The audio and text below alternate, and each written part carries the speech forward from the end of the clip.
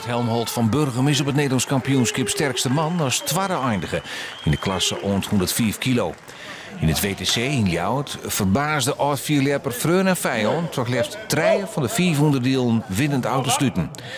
Hij werd de sterkste bij het vrachtwagenloeken. Hij won de Timberwalk, het rennen met 12 bjemstam van 100 kilo het stuk, in een Nederlands record.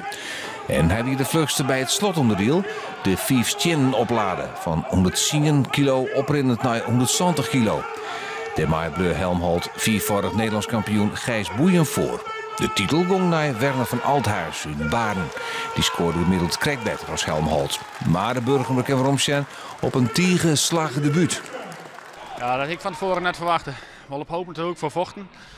Top 3, daar heb ik eigenlijk een beetje op gehakt.